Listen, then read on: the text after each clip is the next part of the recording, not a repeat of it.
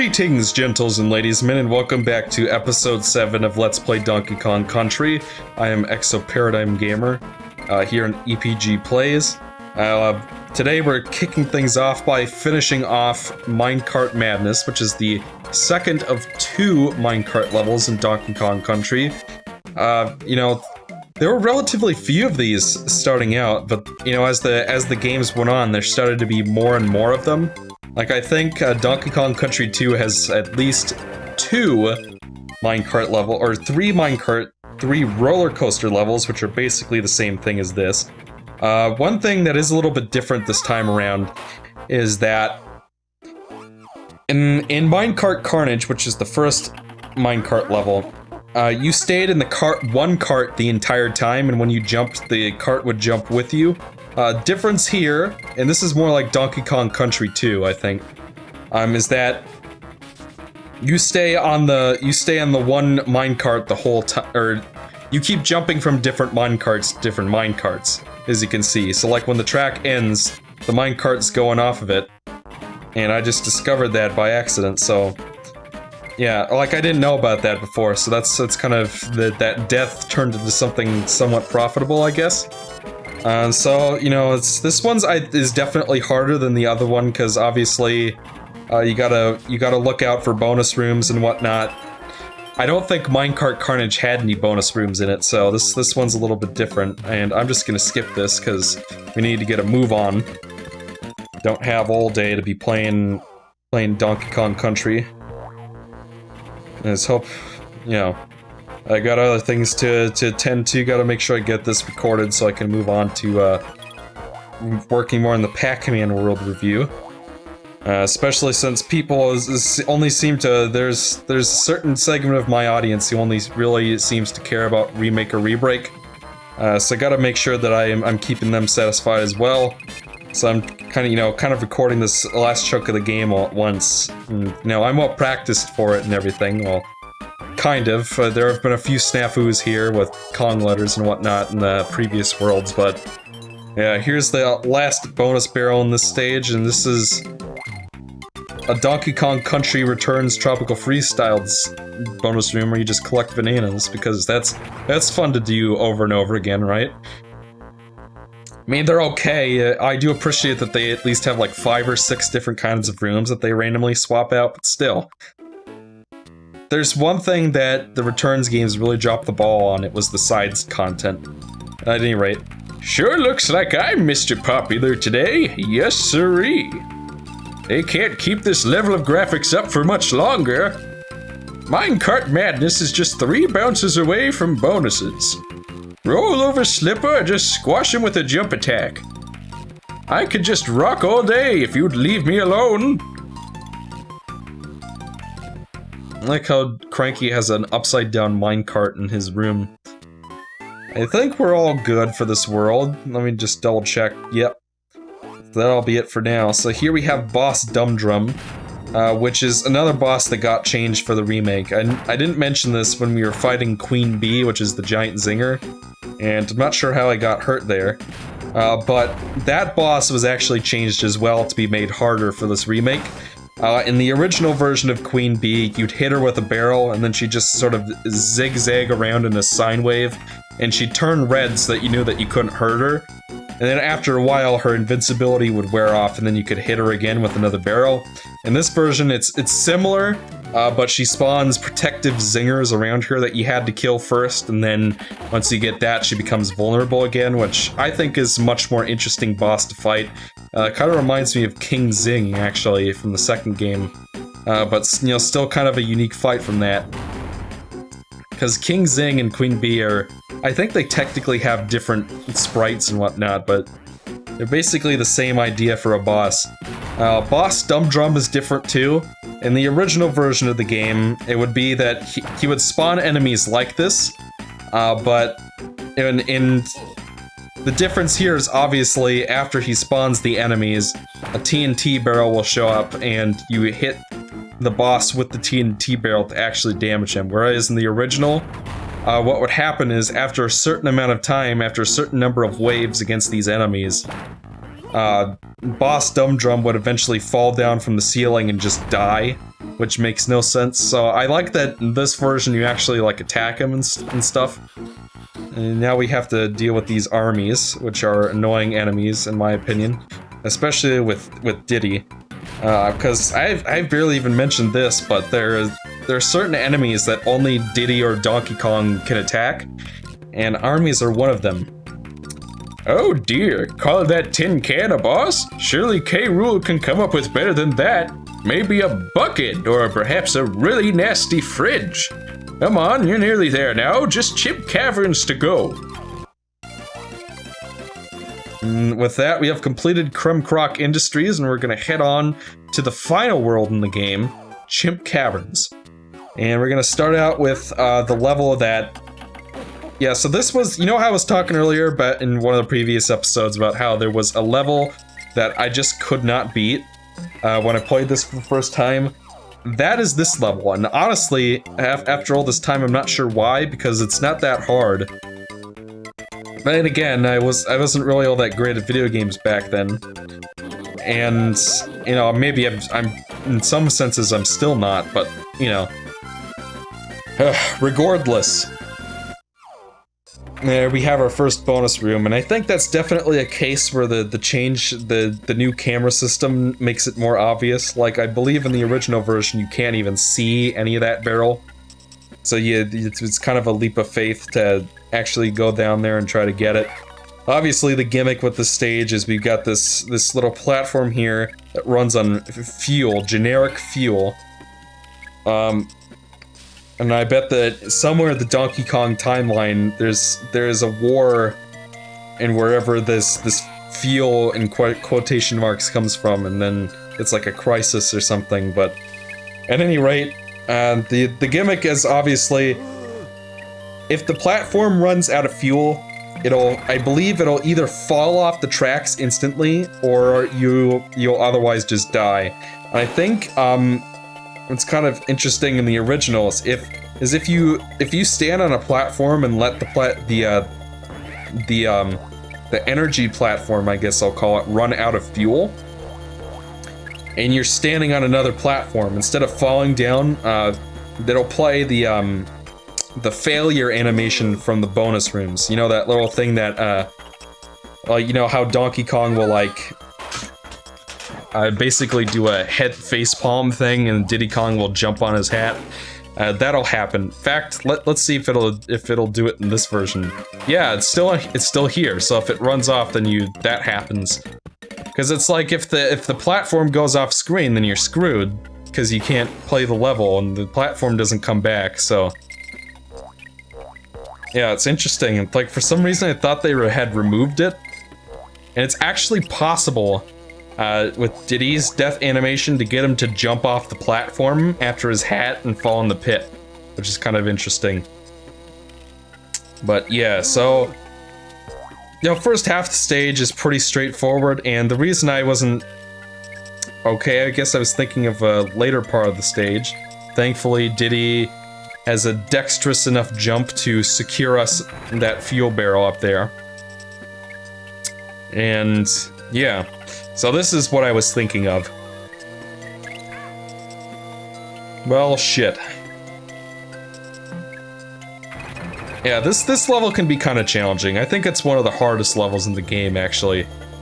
You know, it's not unplayable, but this part right here is pretty damn tight. You have to get those little red... You know, obviously the different fuel barrels replenish different amounts of fuel.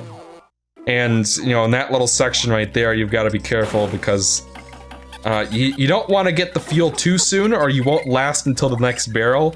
But you don't want to get it too late or the thing will fall off the track and then you're dead. So, very tense part of the stage there. And you can definitely tell that leftmost dot on that 2-dot barrel, you can definitely see some scaling artifacts from when the sprite was shrunk for this new version of the game. But, you know, like I said, you don't notice it on the, actual Game Boy Advance screen. Alright. So far, so good. Hope I know what I'm doing. You bet. Watch this. What happened? Now I'm just referencing things that nobody will recognize. And believe me, my generation loves to reference things. Yeah, I mean, not too much else to say about this little thing right here. So I just gotta, you know, make sure I concentrate and don't fall in the damn pit, because that would suck. Or hit the stupid bees that are always in the fucking way. Alright, so at this point in the level, you can take that barrel right there to quickly travel to the end of the level and skip those zingers there. But if you want to get all the Kong letters, you will have to take that path. And by the way, here's another little graphical fuck up right there. As you can see, that railing on the far right does not extend all the way up to the top of the screen. So I think they just forgot to put it in, but I don't know, I guess you could say that they just forgot, or that particular railing is broken, but you know, considering that these platforms can hold up a 500-pound gorilla that is all muscle, I should hope that all 4 of those are in place. But yeah, so this level we got Rambi back once again, and there is a bonus room that is easier to get into with him. This is the other Minster level I was mentioning at the beginning of last episode. And yes, and there's actually a scrapbook photo we can get in the stage by just running over that Crusher with Rambi. I don't think there are any other levels in the game that have both Crusher and Rambi in it, so this might be your only chance to get it. Alright, so here we have more claptraps that are giving us a shit ton of bananas. Holy crap, that was easy. Most of the other claptrap ones are a little more difficult, but yeah. You gotta love that little victory jingle. I love it. That's one of the tracks that I think sounds a lot better in the remake, actually. And you know, like, I'm not... There are some tracks I do prefer in the original version, but all the jingles, all the fanfare sounds, I think, sound a little bit... I like how over the top they are in this version, I guess is what I like about them. And I don't know, I don't feel like the Donkey Kong Country 1 was like, you know, instrument-wise was like the best thing on SNES. You know, it's no Final Fantasy VI or anything. And I don't know, it's good for SNES, but I feel like this is pretty good for GBA too. Because, you know, you gotta go by the standards of the system it's on. But shit biscuits. See, it's weird because there were levels that I was having trouble with in my practice run, but this was not one of them. And yeah, I was mentioning earlier that there's certain things that only one of the Kongs can do and others can't. Oh, I guess I can't drop it that way, but... And one of the special things is Crushes, obviously. Diddy cannot kill them at all. Donkey Kong cannot roll into them, but he can jump on top of them. And there are actually 2 different kinds of Crusher. Some of the Crushes, you can... Like, there are, I think, gray Crushes and blue Crushes. The blue Crushes you can jump on with Donkey Kong. The white ones, or the gray ones, are invincible. I always thought that Minster was, like, especially weird. Something about... I like its little pattern. How it, like, instantly bounces backwards. Anyway, so here we have another bonus room, and this one's technically optional, in a sense. But what I mean by that is, obviously, if you lose, you just go back out the other end of the tunnel anyway, but if you want to get all the Kong letters, then you will have to get through the entire... Okay, I don't know what happened there. You will have to get through the entire tunnel without touching one of the Minsters. Which is actually not too difficult, I'm just, you know, bum rushing my way through it, so... There we go, we got all our Kong letters. And now with that, we can go backwards and hit that last bonus room, which is right over here. You can use either one of those barrels and it'll be fine, so... So here we got another one of those find the power-up in the barrel things. It's like the bonus rooms in this game, you know, it's very different from the rest of the series. The rest of the series, the bonus rooms are about finding optional collectibles, or, which I guess the Kong letters count, but they're about finding optional collectibles and unlocking secret stages in 2 and 3. But in this game, it's a bonus room in the more traditional sense. It's more like a bonus room or a bonus stage from Sonic 3 Knuckles than it is like what you're used to expecting from the rest of the series, but I digress. This level is Misty Mines. I think that's what it's called. At the very least, that's the name of the track that plays here. I'm not sure how I'm gonna be getting over there. I guess you can just barely make it. So here we have Dumdrums that are spawning an infinite supply of mooks. And I would recommend there is one scrapbook photo we can get here.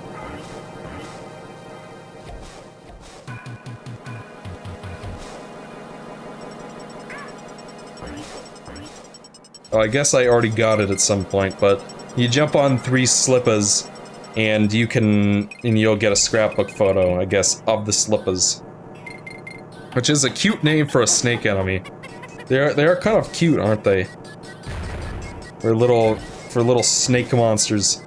Alright, so over here, I believe, is where we're gonna be finding our next bonus room. I think there's only one bonus room in this level.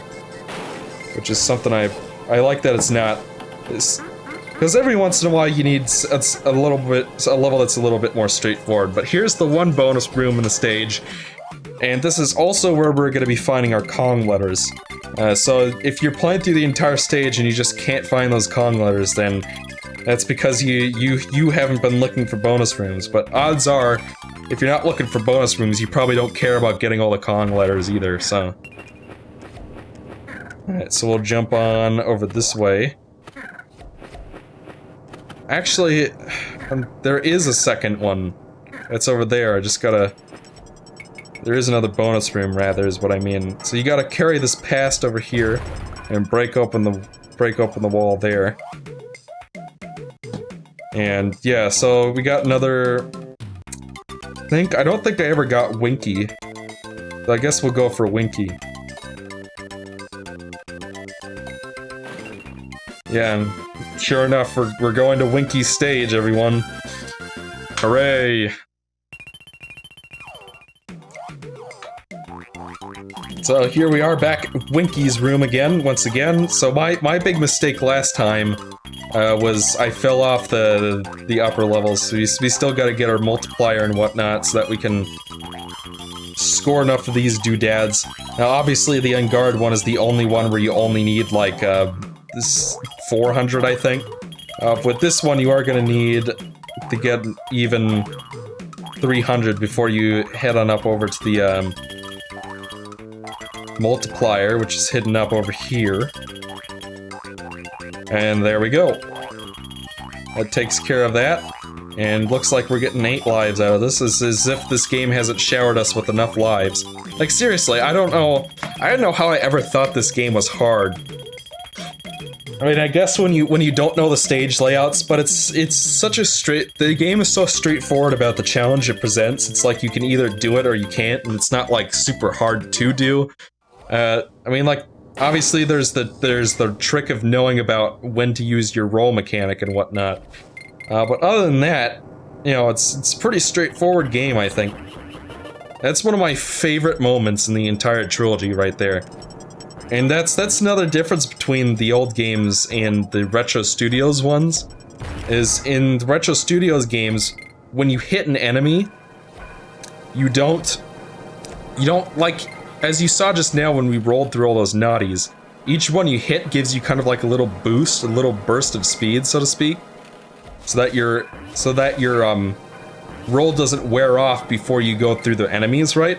I remember there's specifically a section right at the beginning of Donkey Kong Country Returns, I think in like the first Sunset level, where there's like a whole bunch of enemies in a row, and you try to roll through all of them, and then your roll wears off before you get through all of them. So the game was trying to teach you up front that, yeah, we changed the physics, but why did they change the physics? What was wrong with them? Fancy a flight, DK? You know the score, hop in and grab air. Let's go a comboing. Right, dude, this is a tricky one. The timer will start very low. You must try to catch more than one same-colored fish at a time. The more you hook, the greater the combo. Once you get a combo, you'll get more time. Fill the timer to complete the challenge. Biggest combo is 0. Alright, so that's what the combo mechanic is for. And I think one thing I did discover while I was finishing my practice run, and, you know, basically playing more of these, is that I think the combos are what spawn the crab. You know, that crab that you could catch that gets you that extra photograph. You know, in terms of doing combos seems to trigger that to come down. I'm not 100% sure about that. I don't think the game cares if you catch something that's a bit of a different color. It only cares about you know, this one's not super hard or anything. Like, I'm having a much easier time with it than I did in my practice run. It's just, you gotta make sure that you get a good rhythm going right out of the gate, otherwise you could have trouble. And it's not like if you miss a combo that you'll lose time or anything. So I think that this was a good way, this is a good final level, or final challenge rather, for this. And I don't think the time bonus you get really changes all that much depending on how many fish you get. So you could catch 2, or you could catch 3, and you get the same amount of boost to your timer bar. Ooh, we are so close.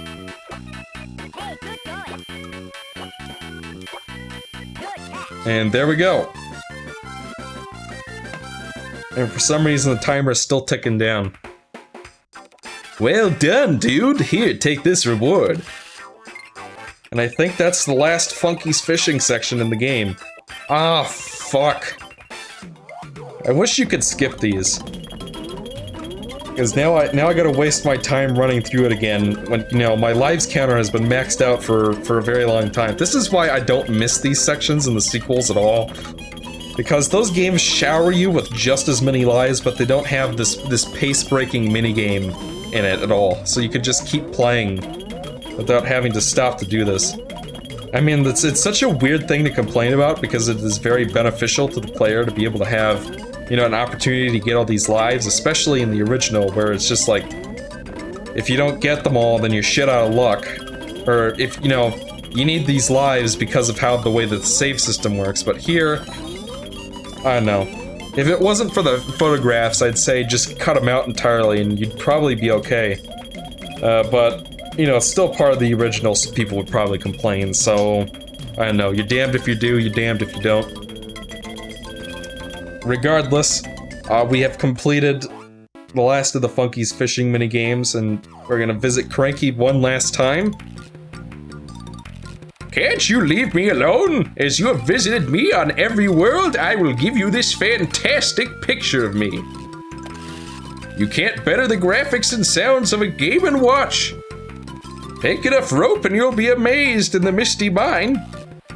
Clump's hat protects against Diddy's jump attack. You must roll into him. That's all she wrote. It's, like I said, I love how he basically comes off as a senile old man who's just giving you these hints. It just seems to be randomized, but here we have Loopy Lights. Right at the bat, we have another scrapbook photo that you can nab. Make sure you're paying attention to that. So here we have our first bonus room of the stage. And this level can be a bit tricky, actually, but yeah. And so we have our K in here, so make sure you don't miss out on that one. Alright. And here we are introduced to red claptraps. And... well, sorry about that, folks, but actually, as it turns out, I think we've gone a little long in this episode. So I think we're actually gonna cut things off here. So I think next time will either be the finale or the semi-finale. We still got a ways to go, we still got a few things we gotta pick up. So yeah, until then, I'm Exio, and I'll see you guys in, I think, episode 8 of Let's Play Donkey Kong Country, and hopefully we'll finish off the game, but we'll see. Until then, I'm Exo, and I'll see you guys next time.